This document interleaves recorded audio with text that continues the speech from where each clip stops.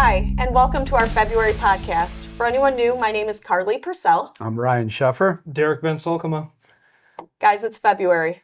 Can you believe it? No. No, February 2026. So anyway, it's short month, but there was no shortness of things to cover as it relates to your portfolio. But before we get into the business, as a hockey household, I want to acknowledge the gold medals by the women's and men's USA hockey teams in the Winter Olympics. That was so cool for my family and I to watch play out. Hope all of you were able to tune in at least to one or two events, whether it was the curling or something like that. It's getting popular, right? It's still popular. It is. I love watching the curling. So. Yeah. I like the ice skating. There you go. Yeah. Ice dancing, right? Or is it okay? Well, sure, but I don't know. ice skating. There's something for everybody. Yeah. But, it's wonderful when the USA is getting, medals. But, obviously we're always pushing for those gold and pushing for that excellence. Without a doubt. Yeah, without a doubt. So look at the month of February actually delivered a negative month for the S&P 500. Yeah, I'm not kidding. Negative month. The index dropped just shy of 0.8%, 0.78%. So not tremendously big. And we'll kind of unpack what we saw beneath the surface.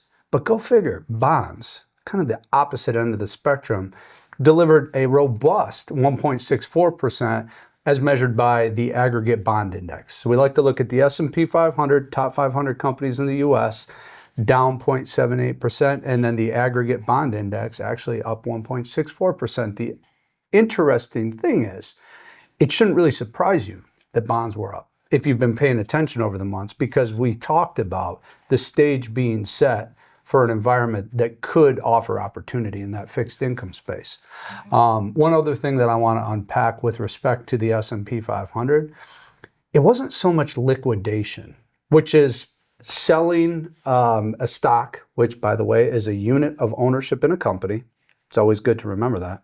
When you sell something, what do you do with the money, right? I mean, that's always kind of the question. Well, the drawdown that we saw in the S&P 500 was not necessarily liquidation, sell and go to cash, but sell one concentrated position and buy another position that perhaps is less concentrated. And you might say, well, what are you talking about concentration?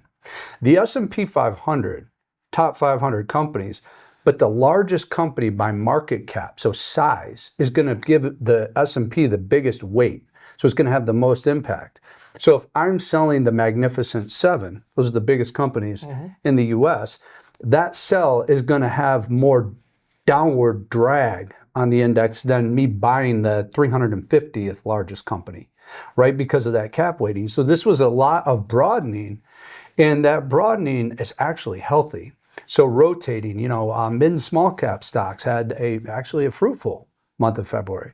So it's really important that you don't just take the headline and leave it at that. Dig, dig, dig, or at least have us dig.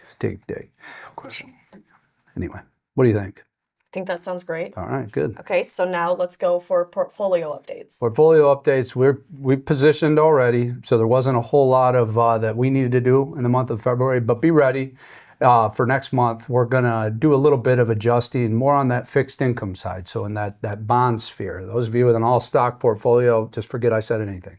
But one of the things that's really important as you move through the economic cycle is that you're always focused on liquidity and things that would maybe work better in the backdrop that you see coming, not that you're currently in. See coming, not that you're currently in. Here we go. Wayne Gretzky always said, skate to where the puck's going, not to where the puck is. So be ready. We're going to make a little bit of a notch here in the next month. So we'll cover it more next month. I'm waiting for the next Mike Tyson quote. Oh, gosh. Maybe for I don't have any more. I don't have any more. Yep. Somebody's got a plan until they get punched in the mouth, right? That's right. Similar to that. But, I think one of the biggest headlines came at the end of the month with the U.S. and Iran conflict. Yeah.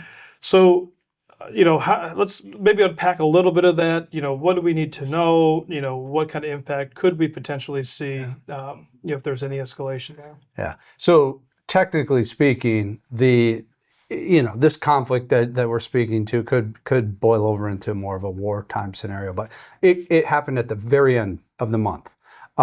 Therefore, anything we're talking about, that really isn't in the data per se, but to think that it was a surprise, that's not reality. There was always the potential that this could spill over into something greater than negotiations that keep failing. It's hard to talk about these situations in a really just a straight up business format, but that's what we've got to do. We've been doing it a long time. So we'll kind of check the feelings at the door and think about what is this as we navigate and move through. So the U.S.-Iran conflict that we're experiencing right now, when you think about what are worst case outcomes, you've got to think about what gets disrupted in the global movement of capital and goods, money and things. What's getting disrupted, okay? So at the onset of the attack, the U.S. goes and attacks. What do other countries do? What do other countries do? If other countries sit and kind of allow it to play out, well, then we've got to assume it's not going to impact trade partners directly. So it's one thing if all of a sudden Iran has a bunch of people that back them, a bunch of countries that back them, and then it disrupts our trade with those countries.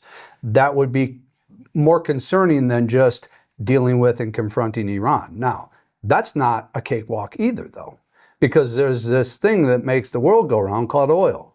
That's right. And it's a big, big input into really every good that you touch out there. It's very disruptive. So that is what we really need to keep our eye on. We really need to keep our eye on those shipping lanes that Iran is not 100% in control of, but certainly makes an impact to. The infrastructure, oil infrastructure in the Middle East. So where I'm going with this is, right now for the scope of this communication, all we know is that a conflict has been created. Where does it go? We will be touching that a lot more, I think, next month. But what we really need to keep our eye on right now is oil, the price of oil. Because not only does it go into every product for the most part, but any service that gets touched, I mean, it hits everything. So it's so pronounced. And the other thing is it's a big component of inflation. So that also changes, like, what's the Federal Reserve going to do because of inflation pressures and stuff. So the bottom line is we have to check our feelings and emotions at the door. We have them, no doubt about it. But when it comes to managing your money, it's all business. And from there, we're making our decisions on what we need to do in the portfolio. And as it stands right now, we're really watching the price of oil. Yep. And again, you've just talked about that oil trade and the global impact that it can have through the Straits of Hormuz.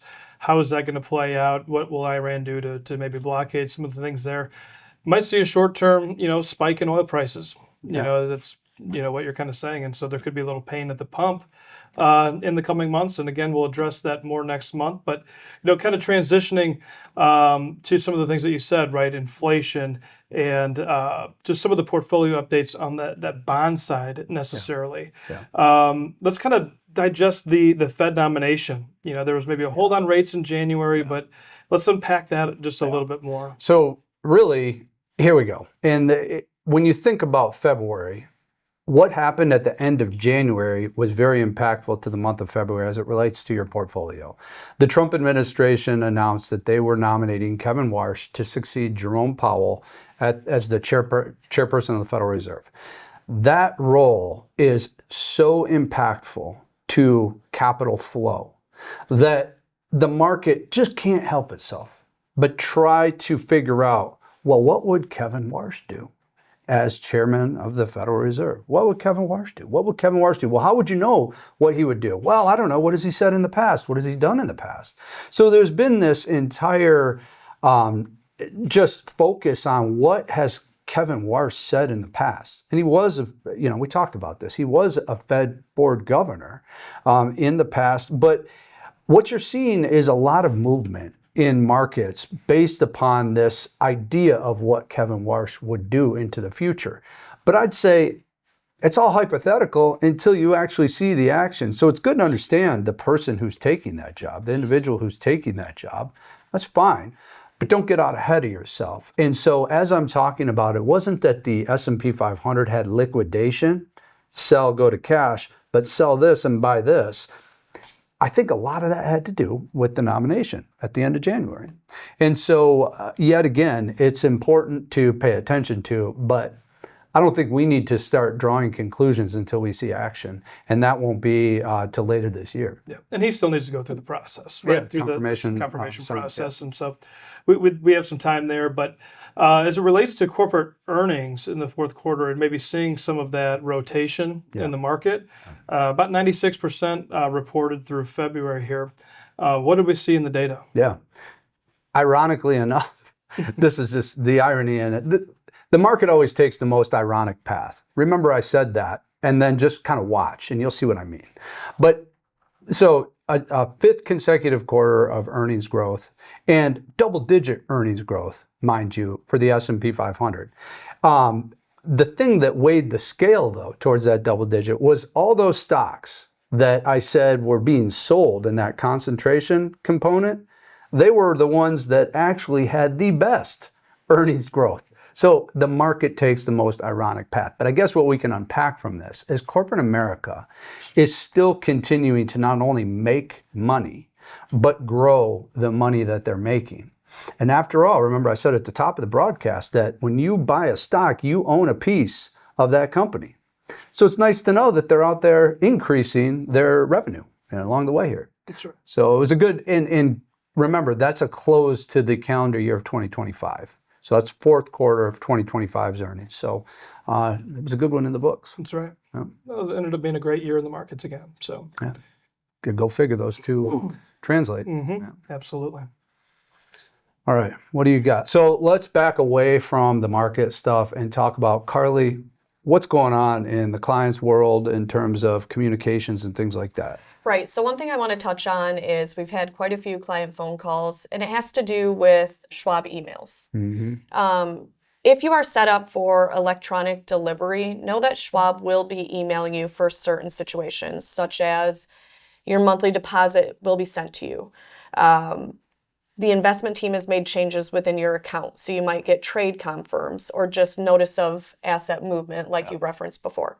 So not every Schwab email needs to be a concern on your end. I know we get inundated with spam and phishing emails, but Schwab will be, if you are set up for electronic communications, emailing you fairly frequently. And if you're concerned, call. Absolutely. Always my advice. Yeah, give a call. Carly, I mean, one of the things that I think you've been seeing is a lot of RMD changes for those who are RMD age. So we're not going to necessarily wait and require you to reach out and tell us, hey, I need my RMD handled for the year. We know what it is at the top of the year. So Carly's wonderful with just jumping out and getting it handled, getting it taken care of. So, that's one thing that might have changed. Or for those that are residents, I'll just pull another example out, residents of the state of Michigan.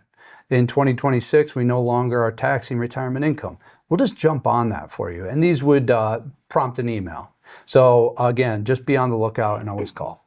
Prompt an email, or if you see a deposit in your bank account that's different than what you're accustomed to seeing, please call us because we can easily explain. Yeah, absolutely. Well, every now and then you get a fund company, whether it's a mutual fund or an ETF, they may come out with a proxy, and they'll send communications directly to the client asking them to vote on the proxy, where we have the discretion. That's where we typically come in and we'll cast that vote for you. Sure. Yeah, we keep up on it, and we'll make an informed vote for you.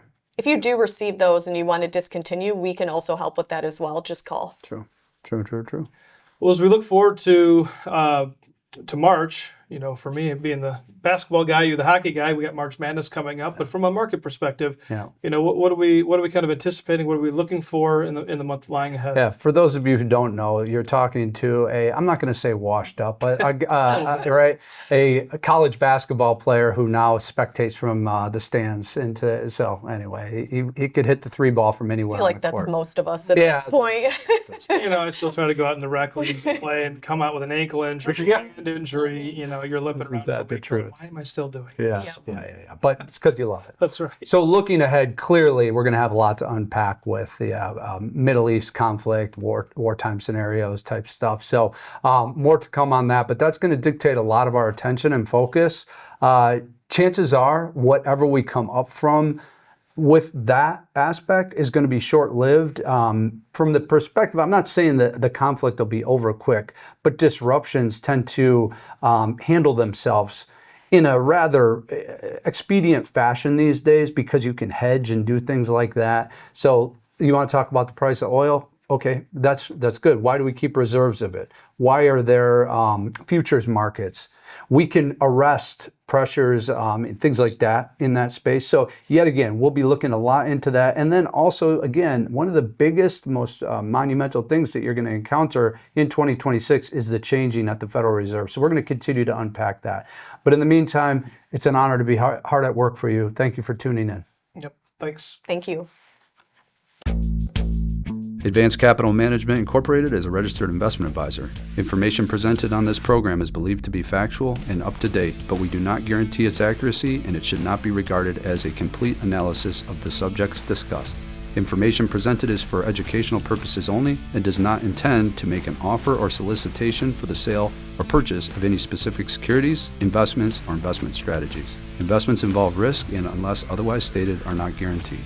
Be sure to first consult with a qualified financial advisor before implementing any strategy discussed herein. Tax and estate planning information should not be construed as formal legal or tax advice. Always consult an attorney or tax professional regarding your specific legal or tax situation. Thanks for tuning in. We'll see you next month.